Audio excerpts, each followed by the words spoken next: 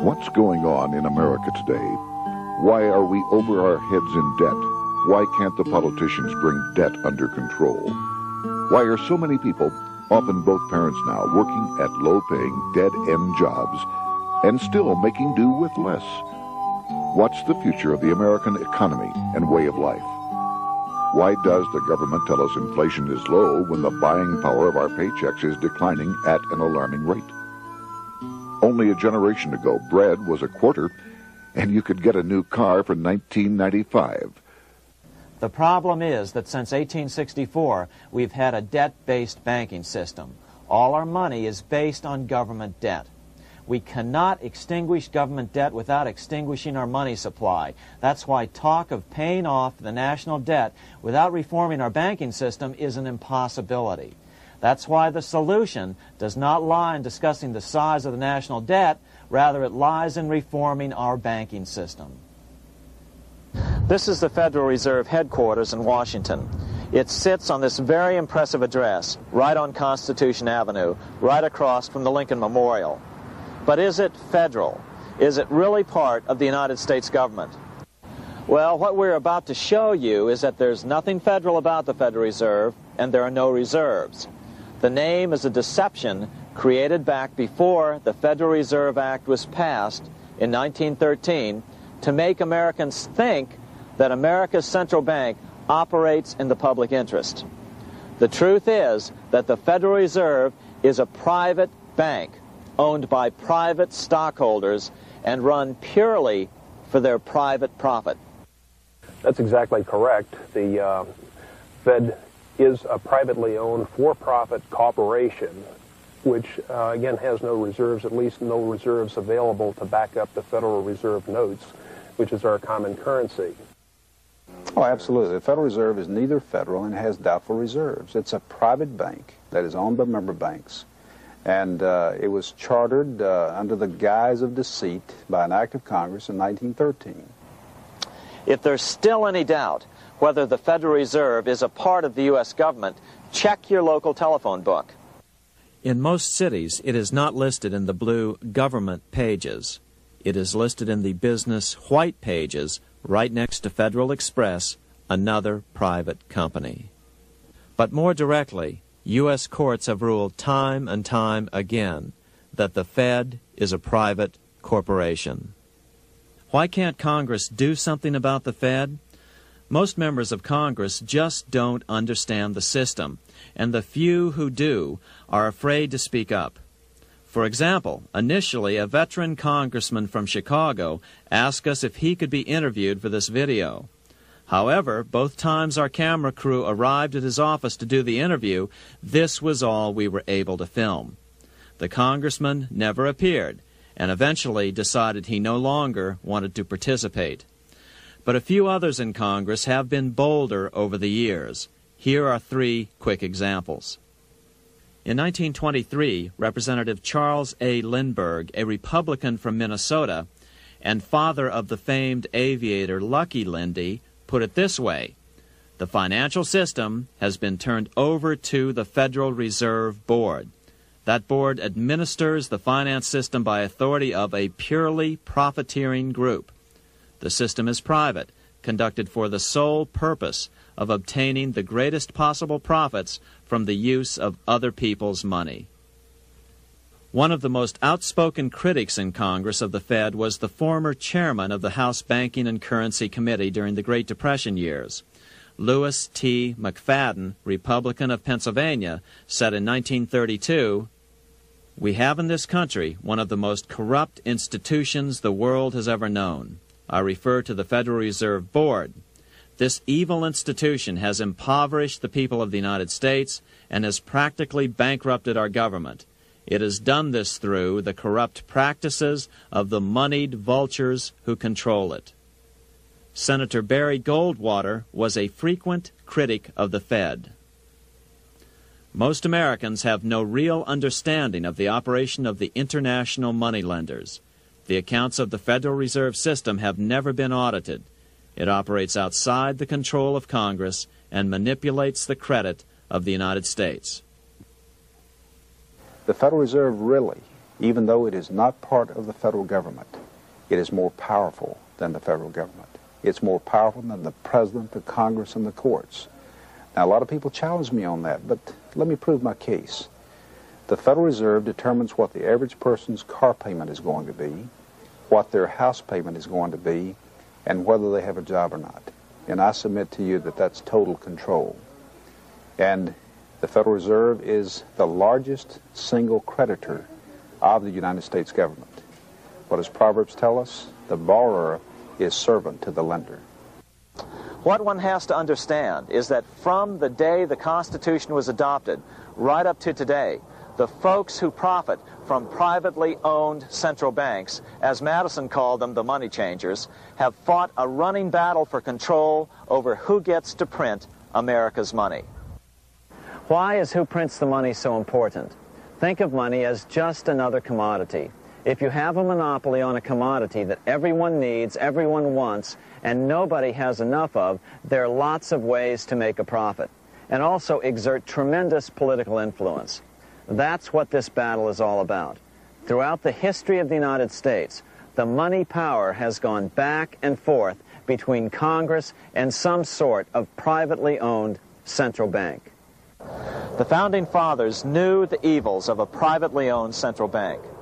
First of all, they had seen how the privately owned British central bank, the Bank of England, had run up the British national debt to such an extent that Parliament had been forced to place unfair taxes on the American colonies. In fact, as we'll see later, Ben Franklin claimed that this was the real cause of the American Revolution. Most of the Founding Fathers realized the potential dangers of banking and feared bankers' accumulation of wealth and power.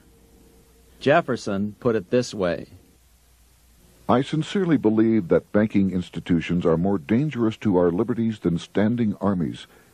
The issuing power should be taken from the banks and restored to the people to whom it properly belongs. That succinct statement of Jefferson is, in fact, the solution to all our economic problems today. It bears repeating. The issuing power should be taken from the banks and restored to the people to whom it properly belongs. James Madison, the main author of the Constitution, agreed.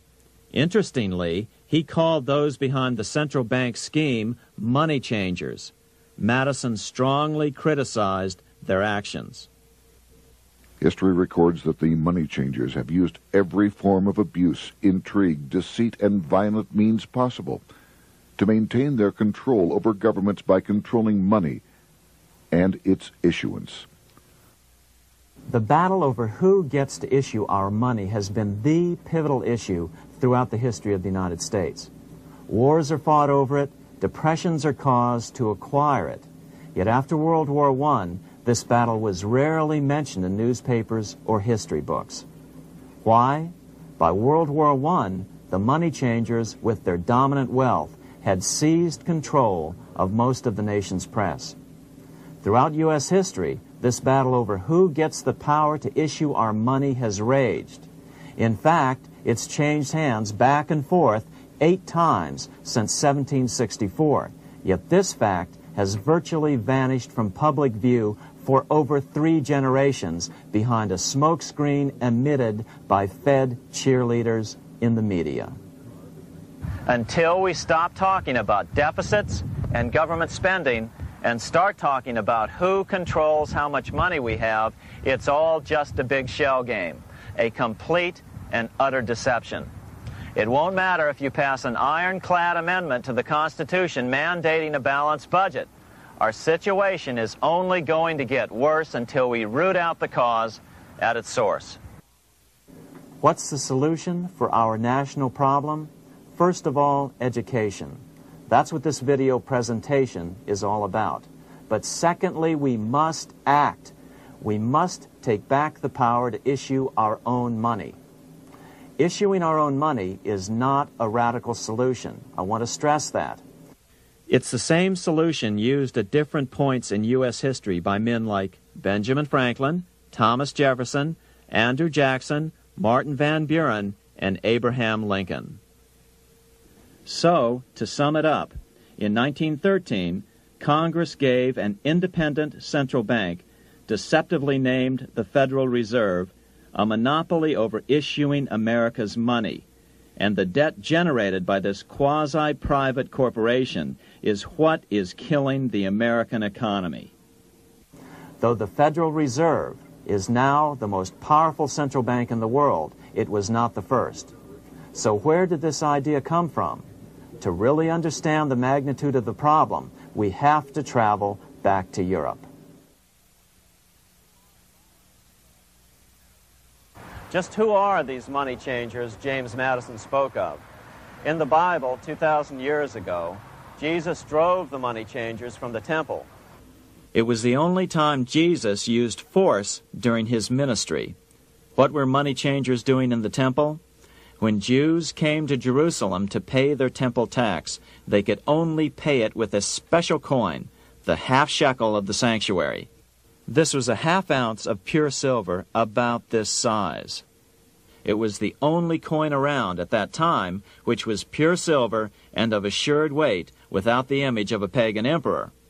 Therefore, to Jews, the half shekel was the only coin acceptable to God. But these coins were not plentiful. The money changers had cornered the market on them. Then they raised the price, just like any other commodity, to whatever the market would bear. In other words, money changers were making exorbitant profits because they held a virtual monopoly on money. The Jews had to pay whatever they demanded. To Jesus, this totally violated the sanctity of God's house.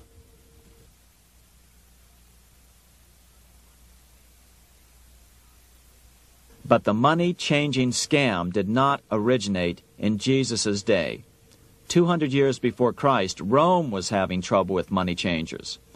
2 early Roman emperors had tried to diminish the power of the money changers by reforming usury laws and limiting land ownership to 500 acres. They were both assassinated. In 48 BC, Julius Caesar took back the power to coin money from the money changers and minted coins for the benefit of all. With this new, plentiful supply of money, he built great public works projects. By making money plentiful, Caesar won the love of the common man. But the money changers hated him. Some believe this was an important factor in Caesar's assassination. One thing is for sure, with the death of Caesar came the demise of plentiful money in Rome. Taxes increased, as did corruption. Just as in the case of America today, usury and debased coin became the rule. Eventually, the Roman money supply was reduced by 90%. As a result, the common people lost their lands and their homes, just as is about to happen soon in America. With the demise of plentiful money, the masses lost confidence in the Roman government and refused to support it. Rome plunged into the gloom of the Dark Ages.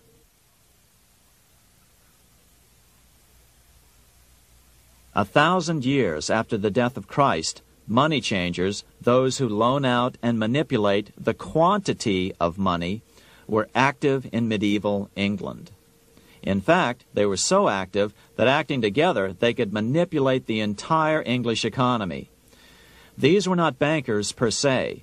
The money changers generally were the goldsmiths. They were the first bankers because they started keeping other people's gold for safekeeping in their vaults. The first paper money was merely a receipt for gold left at the goldsmith. Paper money caught on because it was more convenient than carrying around a lot of heavy gold and silver coins. Eventually, goldsmiths noticed that only a small fraction of the depositors ever came in and demanded their gold at any one time. Goldsmiths started cheating on the system. They discovered that they could print more money than they had gold, and usually no one would be the wiser. Then they could loan out this extra money and collect interest on it. This was the birth of fractional reserve banking. That is, loaning out many times more money than you have assets on deposit. So, if $1,000 in gold were deposited with them, they could loan out about $10,000 in paper money and draw interest payments on it, and no one would ever discover the deception. By this means, goldsmiths gradually accumulated more and more wealth and used this wealth to accumulate more and more gold. Today, this practice of loaning out more money than there are reserves is known as fractional reserve banking. Every bank in the United States is allowed to loan out at least 10 times more money than they actually have. That's why they get rich on charging, let's say, 8% interest. It's not really 8% per year, which is their income. It's 80%. That's why bank buildings are always the largest in town.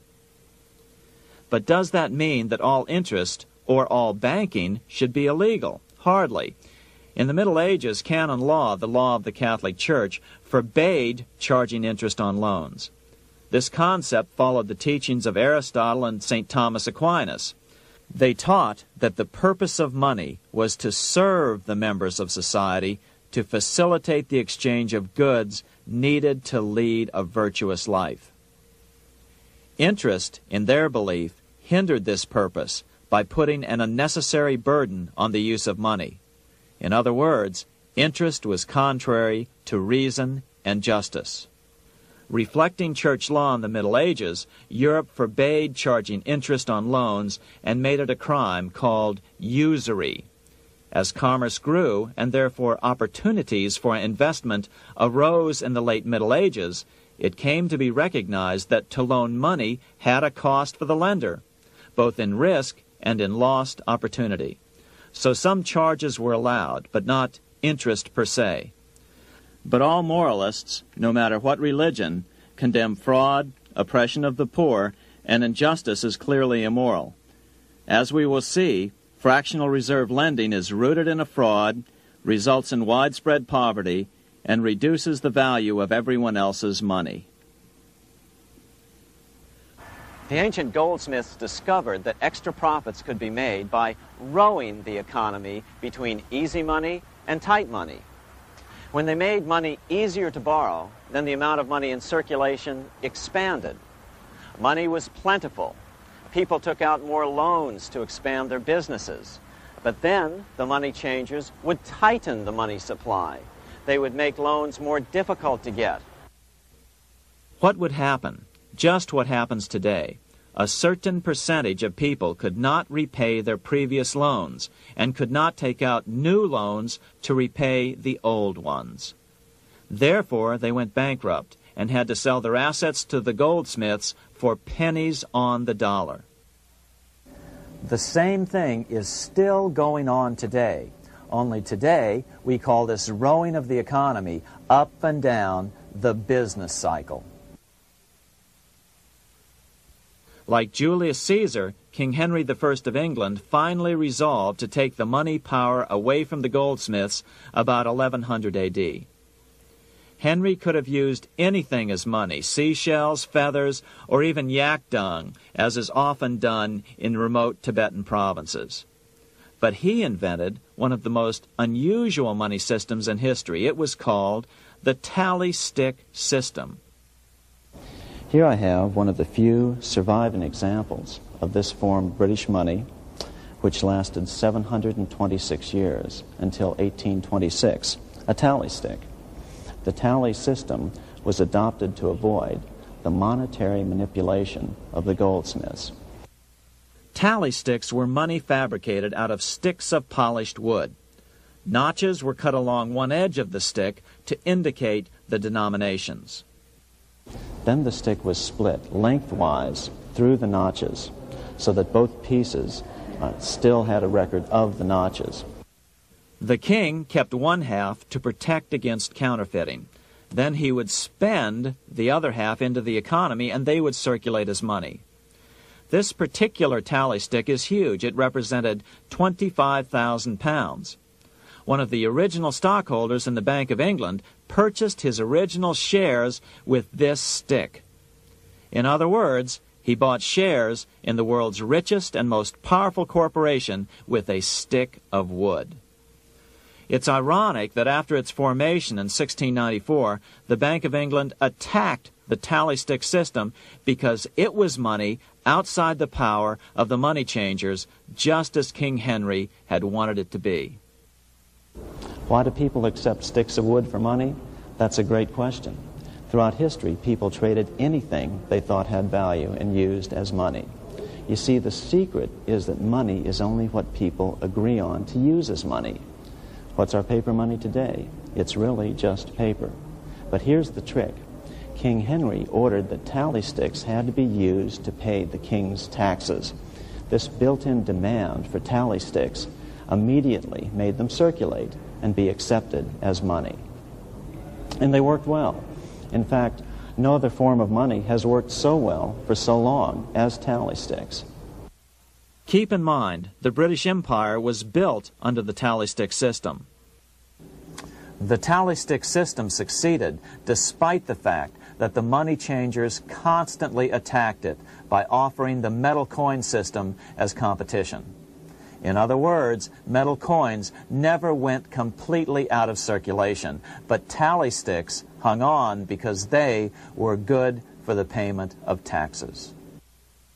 Finally, in the 1500s, King Henry VIII relaxed the laws concerning usury, and the money changers wasted no time reasserting themselves. They quickly made their gold and silver money plentiful for a few decades. But when Queen Mary took the throne and tightened the usury laws again, the money changers renewed the hoarding of gold and silver coins, forcing the economy to plummet. When Queen Mary's sister, Queen Elizabeth I, took the throne, she was determined to regain control over English money. Her solution was to issue gold and silver coins from the public treasury and take the control over the money supply away from the money changers. Although control over money was not the only cause of the English Revolution in 1642, religious differences fueled the conflict. Monetary policy played a major role.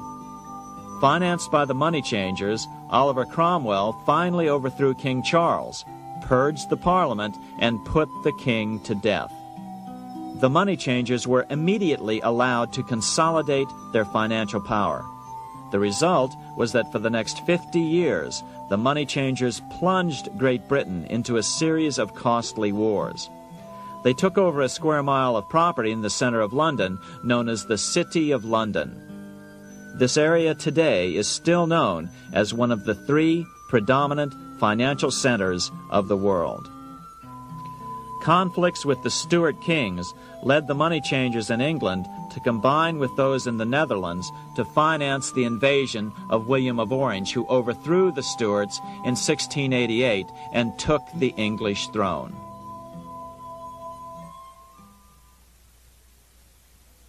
By the end of the 1600s, England was in financial ruin. 50 years of more or less continuous wars with France and Holland had exhausted her.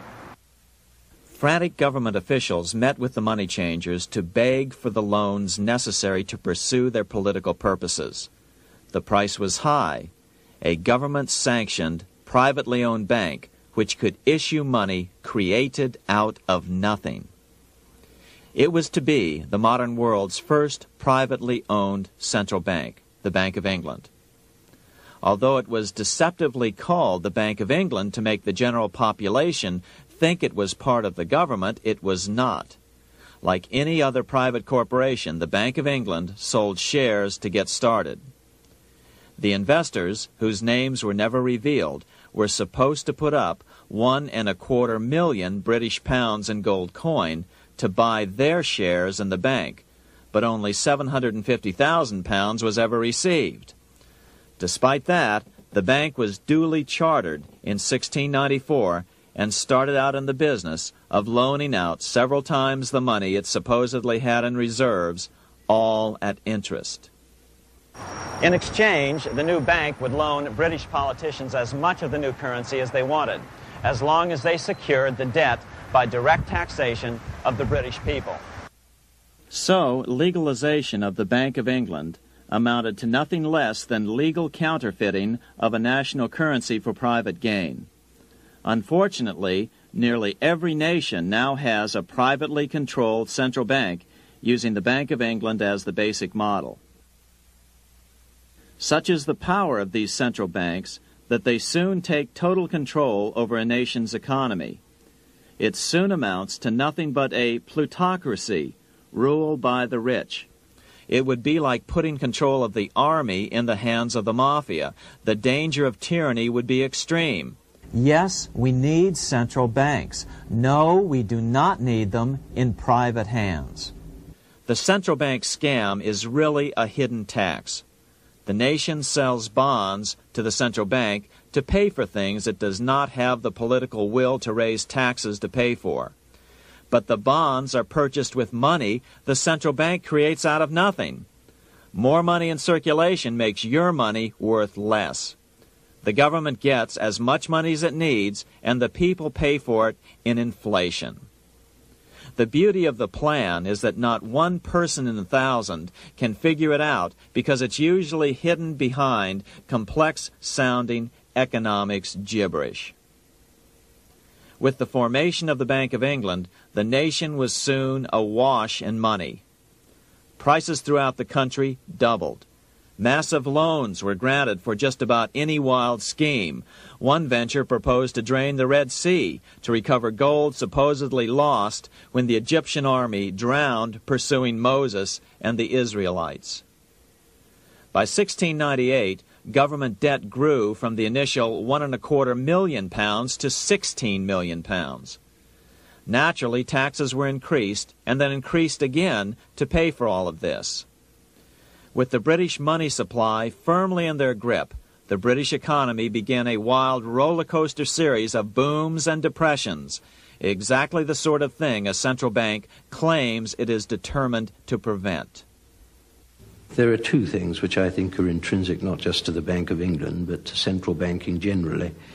The first is an involvement in the formulation of monetary policy with the specific objective of achieving monetary stability. However, since the Bank of England took control, the British pound has rarely been stable. Now let's take a look at the role of the Rothschild family, the family said to be the wealthiest in the world.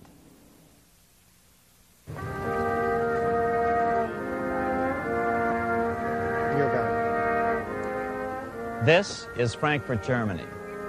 50 years after the Bank of England opened its doors, a goldsmith named Amschel Moses Bauer opened a coin shop, a counting house, in 1743. And over the door he placed a sign depicting a Roman eagle on a red shield.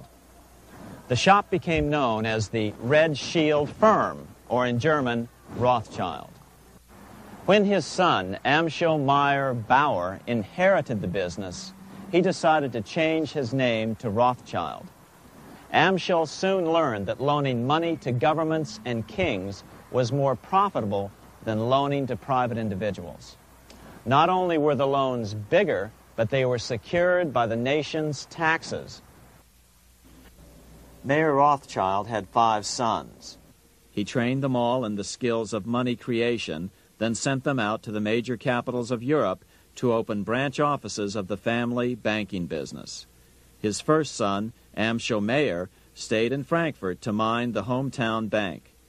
His second son, Solomon, was sent to Vienna. His third son, Nathan, was clearly the most clever. He was sent to London at age 21 in 1798, 100 years after the founding of the Bank of England.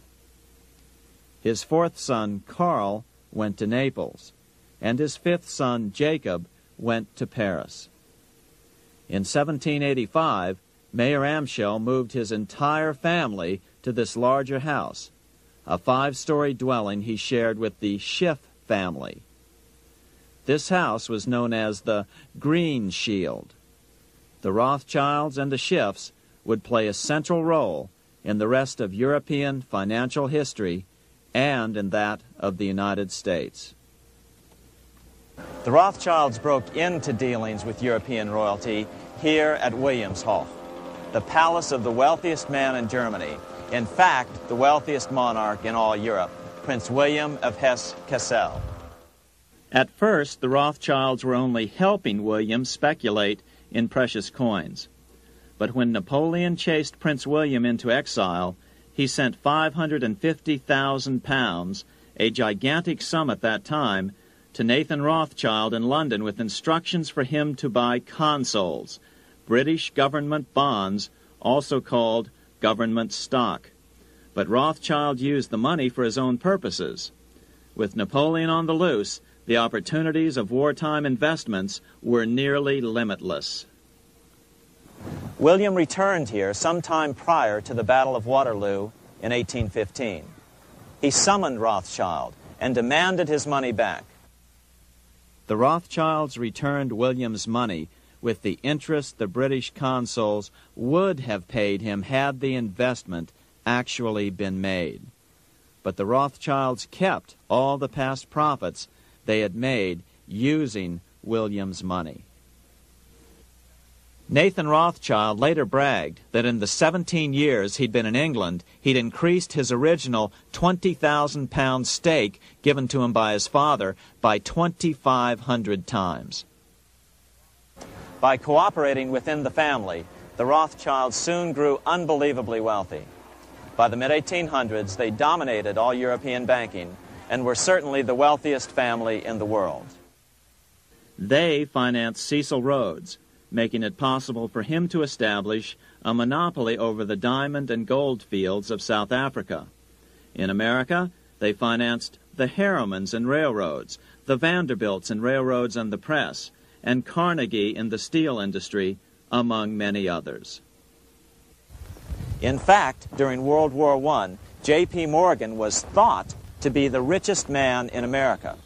But after his death, it was discovered that he was actually only a lieutenant of the Rothschilds. Once Morgan's will was made public, it was discovered that he owned only 19% of J.P. Morgan companies. By 1850, James Rothschild, the heir of the French branch of the family, was said to be worth 600 million French francs, 150 million more than all the other bankers in France put together. He built this mansion called Ferrier, just east of Paris.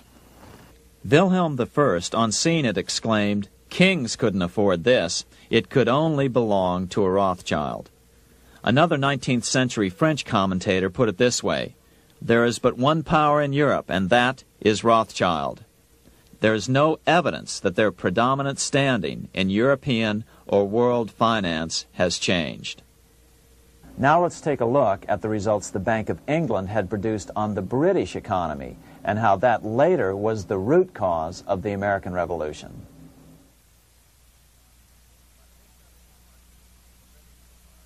By the mid-1700s, the British Empire was nearing its height of power around the world.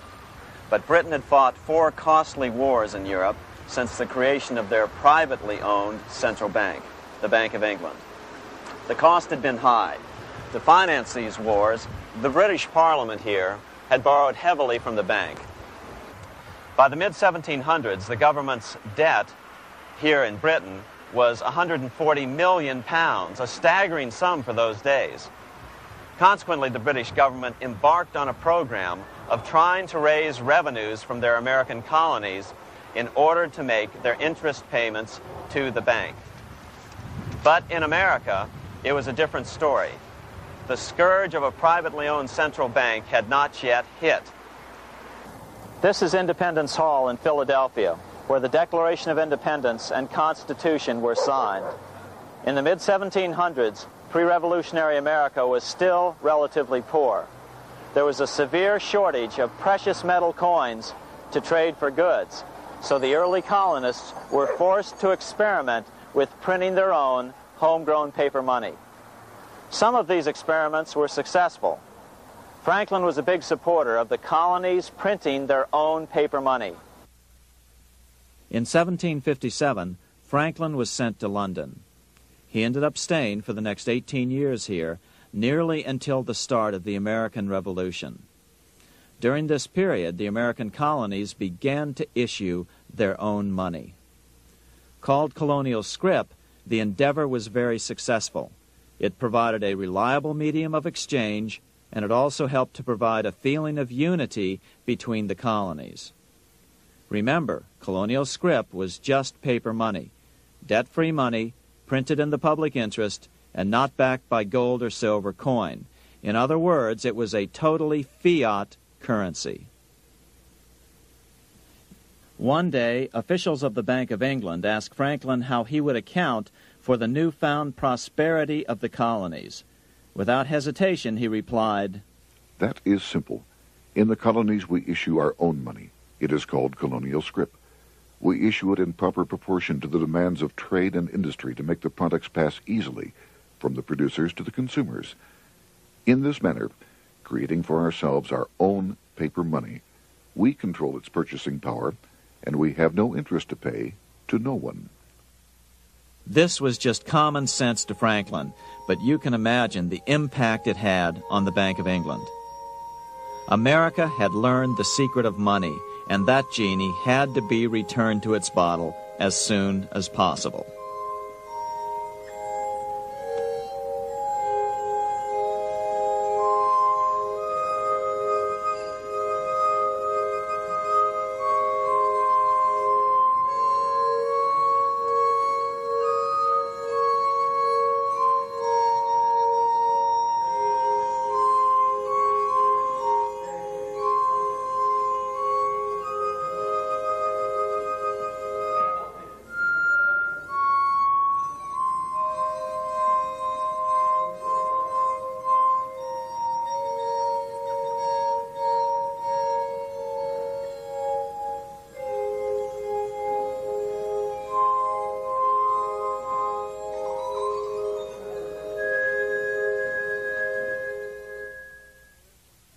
As a result, Parliament hurriedly passed the Currency Act of 1764. This prohibited colonial officials from issuing their own money and ordered them to pay all future taxes in gold or silver coins. In other words, it forced the colonies on a gold or silver standard. For those who still believe that a gold standard is the answer for America's current monetary problems, look what happened to America after that. Writing in his autobiography, Franklin said, "In 1 year, the conditions were so reversed that the era of prosperity ended and a depression set in to such an extent that the streets of the colonies were filled with unemployed." Franklin claims that this was even the basic cause for the American Revolution.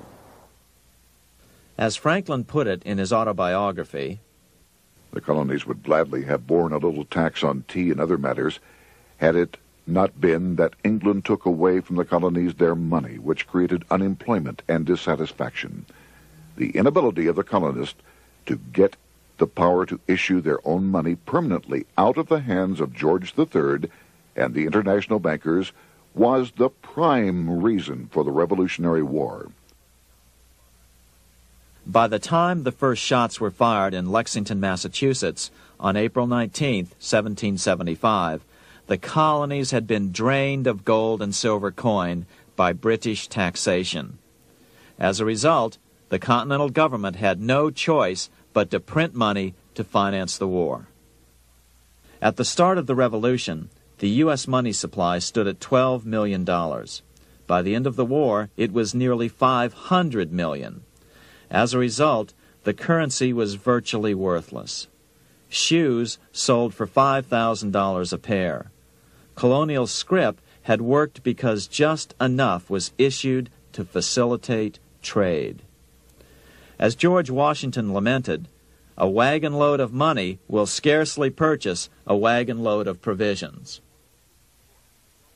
Today, those who support a gold-backed currency point to this period during the Revolution to demonstrate the evils of a fiat currency. But remember, the same currency had worked so well 20 years earlier during times of peace that the Bank of England had Parliament outlaw it. Towards the end of the Revolution, the Continental Congress, meeting here at Independence Hall, grew desperate for money. In 1781, they allowed Robert Morris, their financial superintendent, to open a privately owned central bank. Incidentally, Morris was a wealthy man who had grown wealthier during the Revolution by trading in war materials. Called the Bank of North America, the new bank was closely modeled after the Bank of England. It was allowed to practice fractional reserve banking. That is, it could lend out money it didn't have, then charge interest on it. If you or I were to do that, we would be charged with fraud, a felony. The bank's charter called for private investors to put up $400,000 worth of initial capital. But when Morris was unable to raise the money, he brazenly used his political influence to have gold deposited in the bank, which had been loaned to America by France. He then loaned this money to himself and his friends to reinvest in shares of the bank. And, like the Bank of England, the bank was given a monopoly over the national currency. Soon the dangers became clear. The value of American currency continued to plummet. So, 4 years later, in 1785, the bank's charter was not renewed. The leader of the effort to kill the bank, William Findley of Pennsylvania, explained the problem this way, quote, "This institution, having no principle but that of avarice, will never be varied in its object, to engross all the wealth, power, and influence of the state." The men behind the Bank of North America, Alexander Hamilton, Robert Morris, and the bank's president, Thomas Whiling, did not give up. Only 6 years later, Hamilton, then Secretary of the Treasury, and his mentor, Morris, rammed a new privately owned central bank through the new Congress. Called the first bank of the United States, Thomas Whiling again served as the bank's president. The players were the same, only the name of the bank was changed.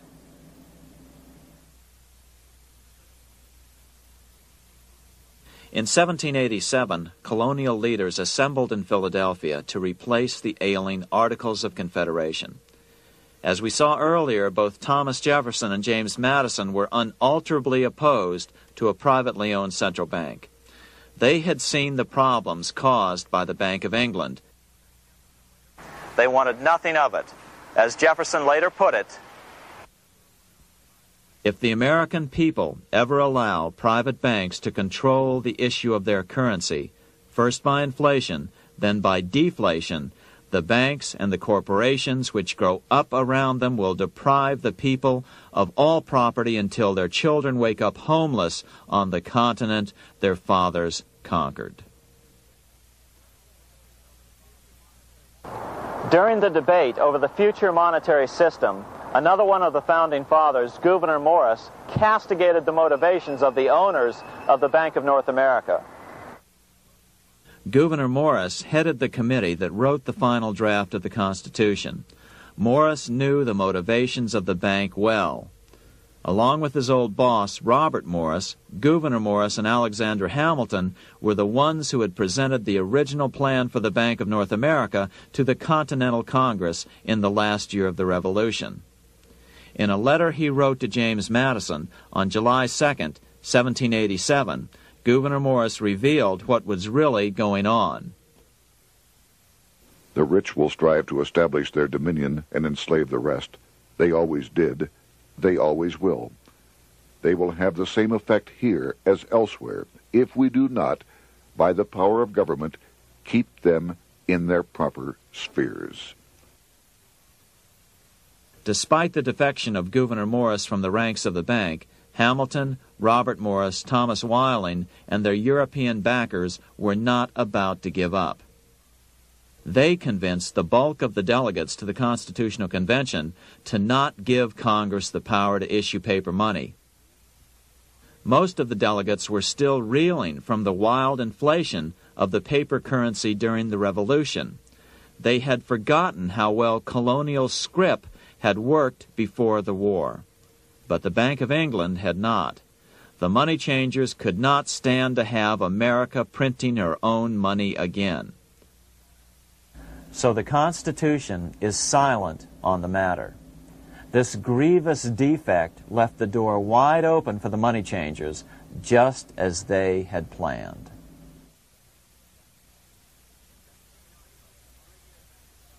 In 1790, less than 3 years after the Constitution had been signed, the money changers struck again. The newly appointed first Secretary of the Treasury, Alexander Hamilton, proposed a bill to the Congress calling for a new, privately owned central bank. Coincidentally, that was the very year that Amschel Rothschild made his pronouncement from his flagship bank in Frankfurt. Let me issue and control a nation's money, and I care not who writes the laws. Alexander Hamilton was a tool of the international bankers, and he wanted to create the U.S. Bank, the BUS, or the Bank of the United States, and did so. Interestingly, one of Hamilton's first jobs after graduating from law school in 1782 was as an aide to Robert Morris, the head of the Bank of North America. In fact, the year before, Hamilton had written Morris a letter saying, "A national debt, if it is not excessive, will be to us a national blessing." A blessing to whom? After a year of intense debate, in 1791, Congress passed the bill and gave it a 20-year charter. The new bank was to be called the First Bank of the United States, or BUS. Here we are in front of the First Bank of the United States in Philadelphia. The bank was given a monopoly on printing U.S. currency, even though 80% of its stock would be held by private investors. The other 20% would be purchased by the U.S. government. But the reason was not to give the government a piece of the action. It was to provide the capital for the other 80% owners. As with the old Bank of North America and the Bank of England before that, the stockholders never paid the full amount for their shares. The U.S. government put up their initial $2 million in cash. Then the bank, through the old magic of fractional reserve lending, made loans to its charter investors so they could come up with the remaining $8 million of capital needed for this risk-free investment. Like the Bank of England, the name of the Bank of the United States was deliberately chosen to hide the fact that it was privately controlled. And like the Bank of England, the names of the investors in the bank were never revealed. Many years later, it was a common saying that the Rothschilds were the power behind the old Bank of the United States. The bank was sold to Congress as a way to bring stability to the banking system and eliminate inflation. So what happened? Over the first 5 years, the U.S. government borrowed $8.2 million from the Bank of the United States. In the same 5-year period, prices rose by 72%. Jefferson, as the new Secretary of State, watched the borrowing with sadness and frustration, unable to stop it.